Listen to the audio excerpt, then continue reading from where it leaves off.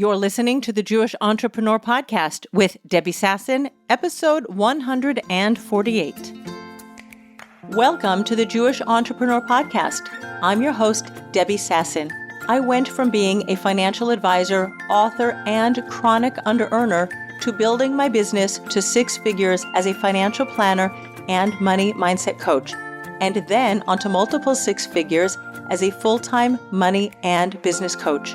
I help entrepreneurs create money-making businesses and build wealth using sales and money mindset strategies and in alignment with authentic Jewish values. Now, let's dive in to today's show. Hello, my friends, and welcome back to the podcast. Today, I have a very actionable podcast. I'm going to give you 5 things that I would do differently in my business if I were starting all over again from scratch. And in a certain way, I am, and I think you are, starting your business from scratch. We are at the end of the Hebrew month of Elul. We're at the end of the Jewish calendar for the year. And Rosh Hashanah is in just 1 week from today as this podcast drops. And we all are having new beginnings. And this is an invitation to you, to me, to look at our business with new eyes and really think about the coming year. I mean, certainly in the Jewish calendar, the last year has been anything and everything but what we would have expected on Rosh Hashanah, on the Jewish New Year. And a lot of people were thrown left and right, and it was a lot of unexpected because of the war in Gaza, and which has also expanded to the north, to Lebanon, to our border with Lebanon.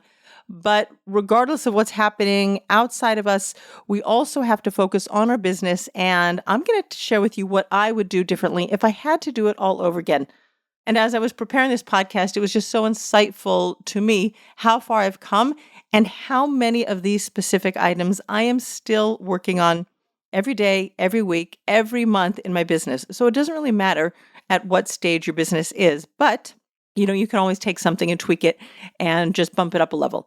Before we jump into the podcast, this is episode 148, which means that we are almost at episode 150.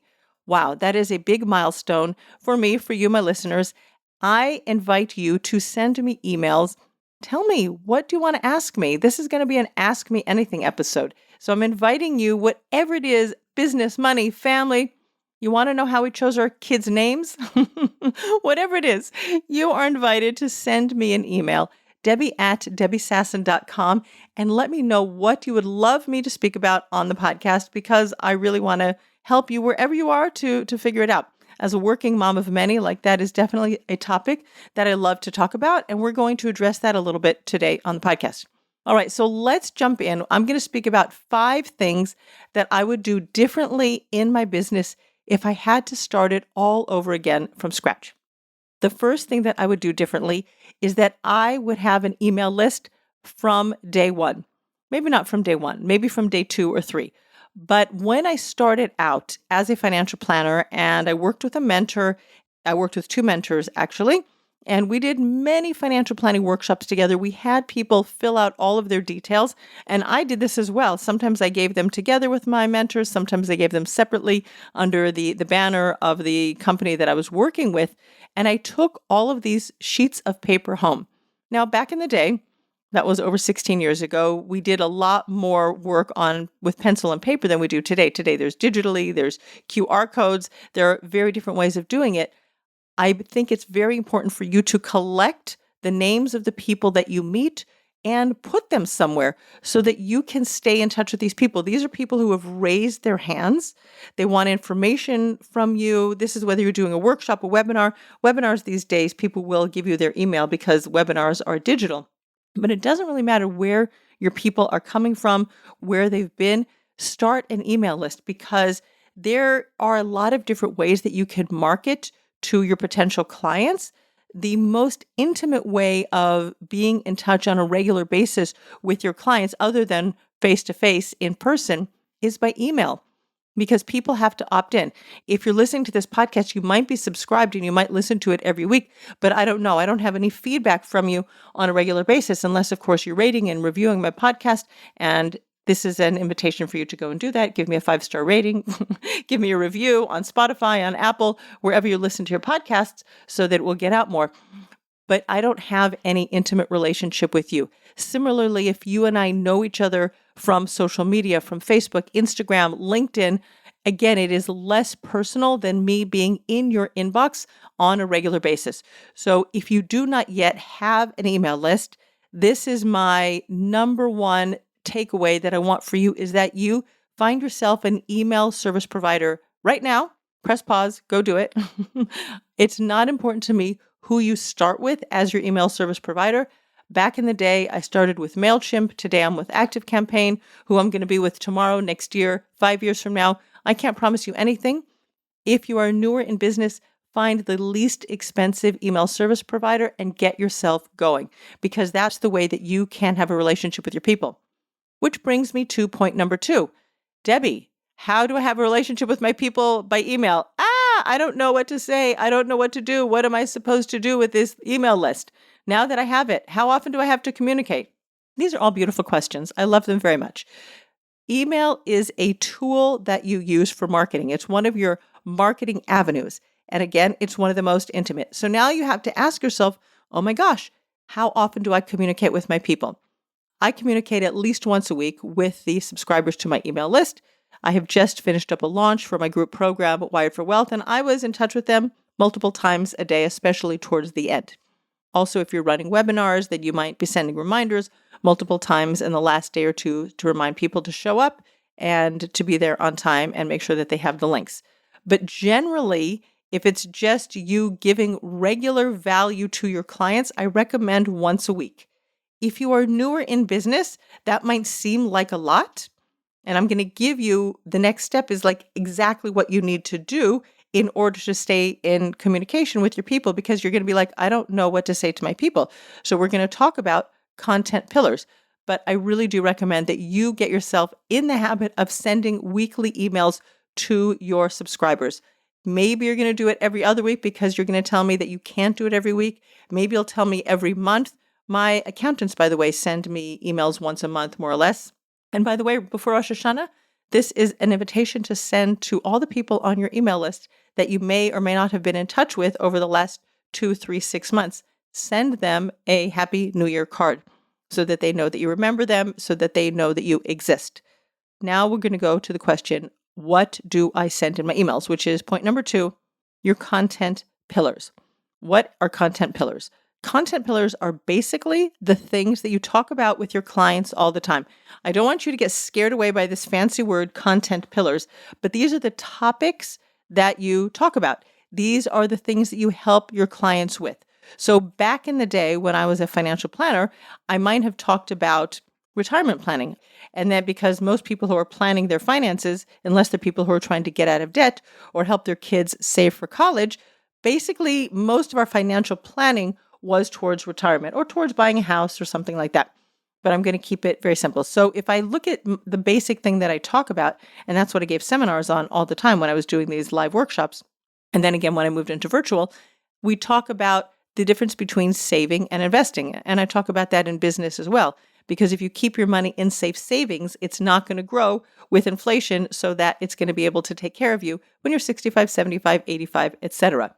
I could talk about risks and how much risk you need to take in your portfolio, your investment portfolio, so that your money is going to grow and it's going to be able to take care of you.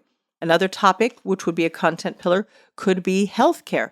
Not that I am an insurance agent or healthcare provider, but as we age, our healthcare costs do tend to go up.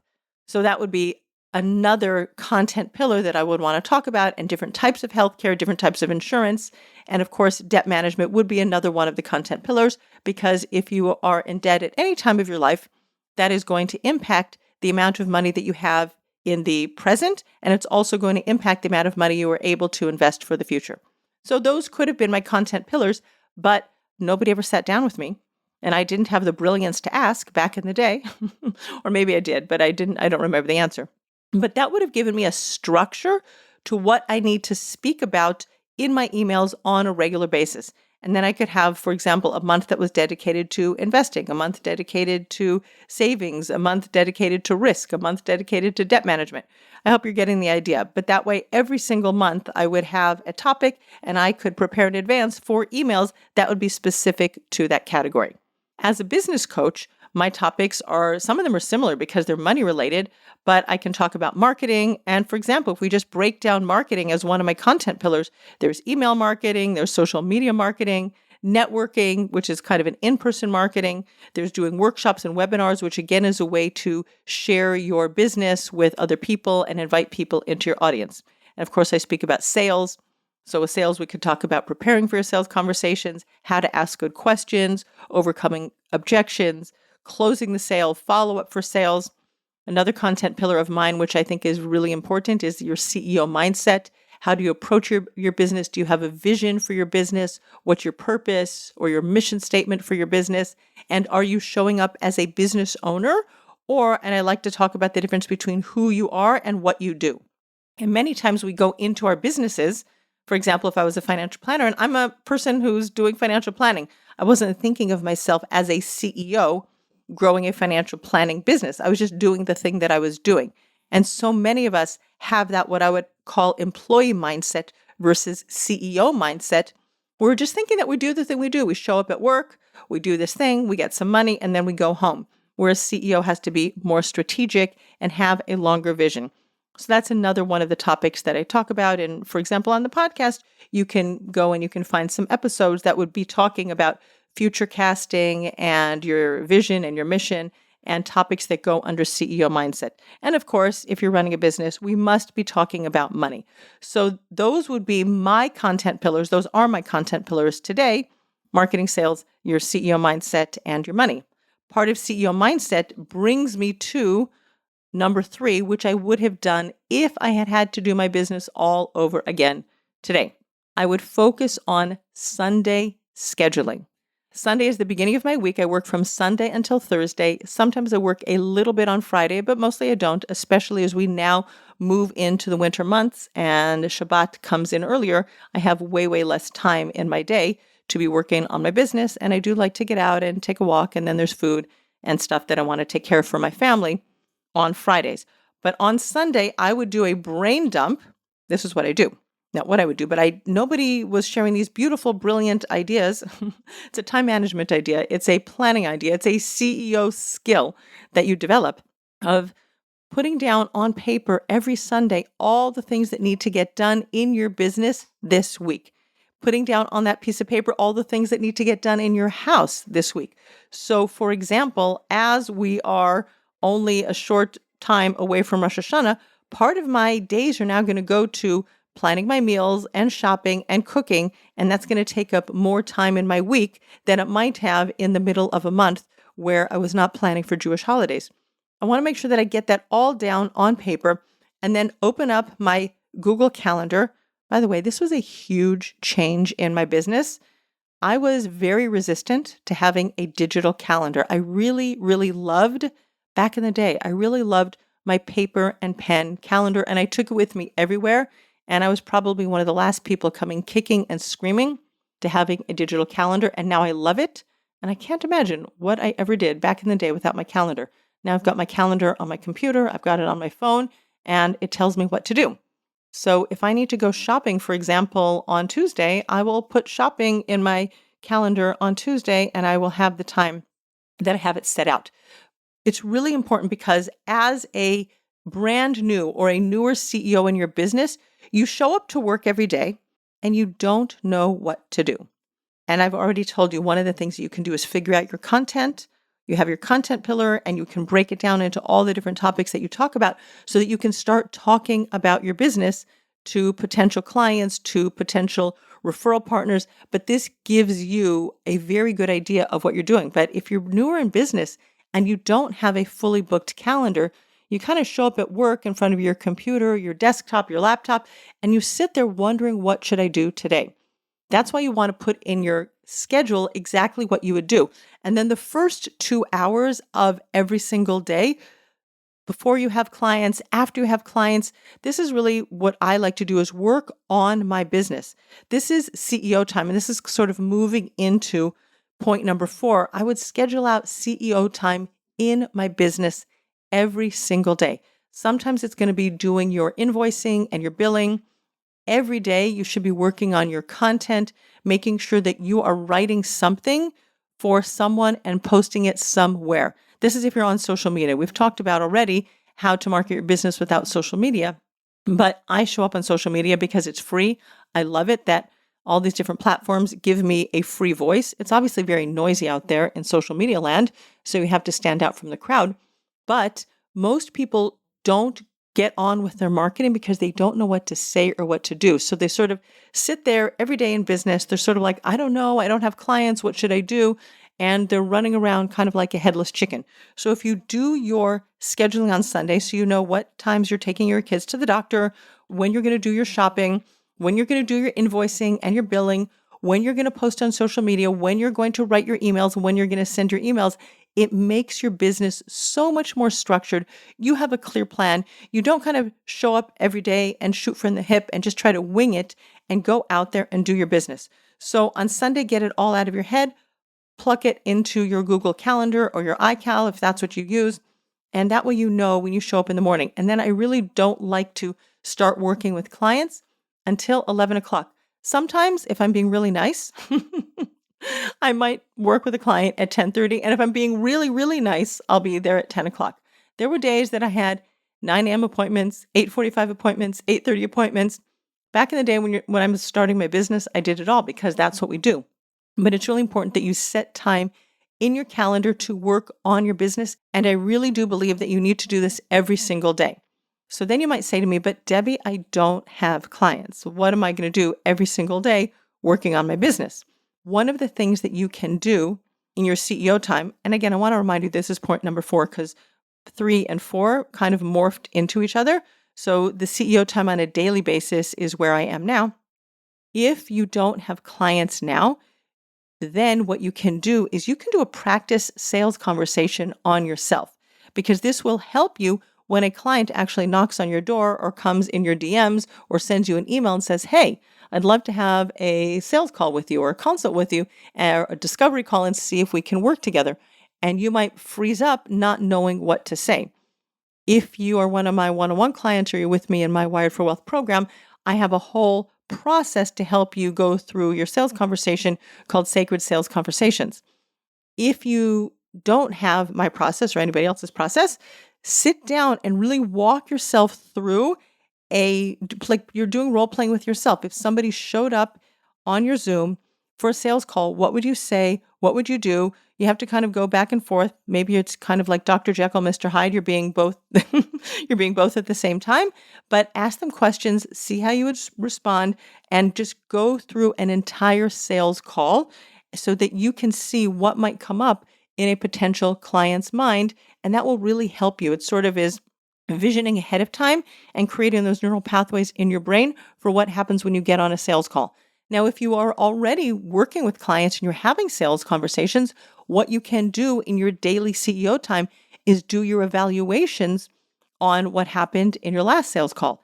If you had a webinar and it went well, it didn't go well, what you can do in your CEO time is evaluate your webinar. If you have gone to a networking meeting, and I did that recently, during your CEO time, you can actually write down the names of the people that you met, or maybe you got a list of all the people that were there, and you can follow up with them. You can schedule coffee chats with people, and that's working on your business, making connections, getting to know other people, getting other people to know you. And this is all part of the different avenues that you market your business. You must make time for marketing your business. All of us want to be working with clients all the time. We love our clients. That's why we got into the business in the beginning, because we love what we do and we want to share it and we want to help people. But if you're not working on your business, your steady flow of clients is going to dry out. And then guess what? You're going to have to go back into the world and market your business. So make sure that you continue marketing your business on the daily. And that's something that I really, really did not know how to do in my business was, we talked about 3 different things to do. We talked about your marketing content, We talked about your email, and now I've talked about your CEO time and what you should be doing. And all of those three different aspects of your business should include marketing. You must continue getting your name out there because people just forget about you. Not because there's anything wrong with you, but because we're busy. We lead busy lives. There is a lot of noise out there, a lot of people advertising, and people just forget about you because that's the way the world works and that's the way brains work. Nothing bad about you. So just keep marketing all the time. Always be marketing. The fifth point, the fifth thing that I would do differently if I were to start my business all over again, I would have invested in high-level mentorship with somebody who could help me from the beginning build my business. I've spoken about in the past, I worked with a marketing coach back in the day who was above my level. I thought maybe I didn't learn, but I probably did learn some of these things that I mentioned today, the content pillars and the emails. I did at that time when I was working with this marketing coach, I wrote an ebook. And then after that, I wrote another ebook in order to get people onto my email list. So I guess I must have known something about an email list by the time I worked with this marketing coach, but not when I was working with my financial planning mentors. And I had mentors who were good financial planners, but they were not business builders. And there is a difference, and it showed up in their business. I told you I worked with like two different mentors, A and B, and A and B split up at one point, and I went with B, and B was a better business builder than A. I'm just going to leave it at that. But someone who understands how to build a business rather than someone who's focusing on one aspect of building a business. And here's where you really need to be careful, because if you hang out on the interwebs like I do, or if you hang out on social media, every single business owner who is selling you something to help you build your business will tell you why you need their specific thing. You need a website in order to have a business. In the beginning of your business, you do not need a website, FYI. You can go out there on social media, or you can just meet people in real life. Once upon a time, people didn't have websites. I know people look you up on websites, but you can grow your business to $50,000, $60,000, $100,000 without a website. At some point, you for sure 100% will need a website, but in the beginning, you don't. But anybody who's developing and designing websites will tell you why you 100% do. People will tell you, and this is what happened to me, why marketing is the most important thing that you need to do. But guess what? If you market and you get a lot of people coming to you and you don't know how to sell them and close the sale, then the marketing is a very good tool, but you need the next step, which is why my Wired for Wealth process includes both marketing and selling. And in fact, I think that sales are more important than marketing because we can go out there and we can talk with people and we can run workshops and we're just sort of throwing spaghetti at the wall with our marketing in the beginning and people reach out to you. And I had this so often. People reached out to me. I had follow-up discovery calls after I did my live workshops, but I had no idea how to close a sale and to get people to work with me. I gave away so much free time, so many free 15 and 20-minute consults helping with people, but I couldn't help my potential clients see the long-term vision around why it would be important for us to work together and why they should actually hire me as a financial planner. So I just gave them some quick advice and off they went, and they didn't really get their problem solved. People only get their problems solved when they say yes to working with you and pay you money. So they're just had a little problem, a little scratch. And we put some healing ointment on the scratch and away they went. But there was probably a deeper problem with their financial planning. And it would have made sense for me to know how to close a sales call so that I could help people in a better, deeper way. And that's why one of the first tools that I created for my clients, first my one-on-one clients, and then my group coaching clients, was my Sacred Sales Conversation guidebook, because it's so important to get all of those potential clients saying yes, because that's really how transformation is created. We can have a lot of transformation or change or shifts happening by free content, and all that free content is available on the internet anyway, but true deeper transformation happens in a paid container. So what I would have done all over again is paid for higher level mentorship with someone who understood the process of building a business. Because nowadays, people will tell you need the social media, as I said, and you know how to run a webinar. In fact, I almost signed up for a course once. I was so sold on this. I was already doing workshops and webinars, and somebody's marketing was so good. I almost signed up for a course for someone to tell me how to create clients or, grow my business via webinars, as if that's the only thing that I needed. I almost made that mistake. And at the last minute, I'm so grateful to my younger self that she didn't do it. And ultimately, when I started working with business coaches who were helping me understand the process of building a business, something that I was already doing, but I wasn't doing it very well, a lot of haphazardness going on, that is when my business started to take off. Plus, what we've talked about before was a shift in my mindset and healing some of my deeper blocks around money that were stopping me from showing up and asking for money.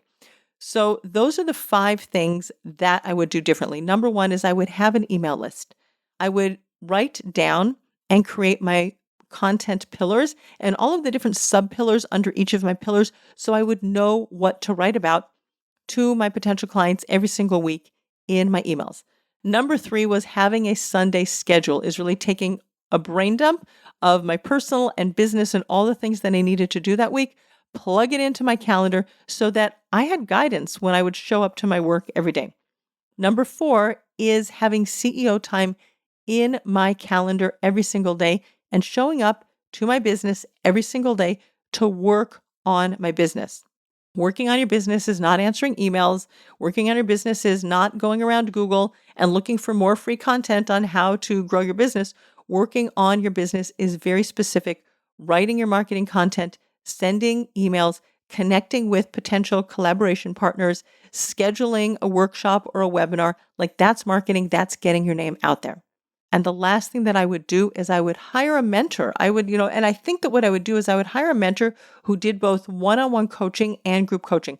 I really like the hybrid model because I would want some one-on-one time just for my business. And I think it's also very useful because we sit at home in front of our computers. We feel very isolated. And when you have a small group that are your people, I think that helps you see where they are, where you are. We're all doing the same stuff at different levels. We all have the same mindset blocks at different levels of our business, but basically we're just spiraling and we're continuing to grow up, and we just kind of go around and we face the same issues all the time wherever we are in business. The same mindset blocks, the same money blocks, the same marketing hiccups, the same sales conversations, the same CEO issues that we're facing. Sometimes it's the systems and processes and the tools we have in our business, but we're all doing the same stuff. And it's just very, very helpful to know that you're not alone and it's not just you who's having these issues. So I want to leave you with one last invitation.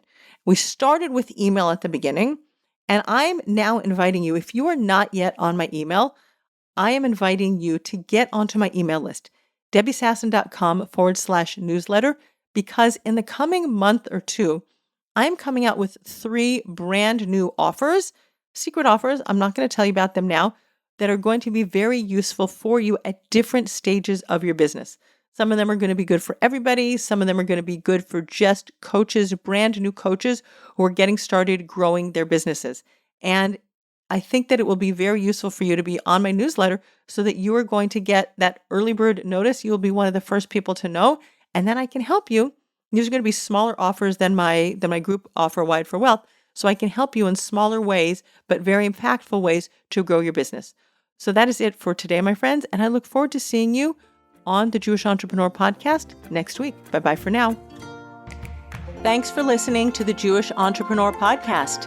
If you want to stop underselling and under-earning and close more sales, you need to clear the limiting money beliefs that are sabotaging your business growth.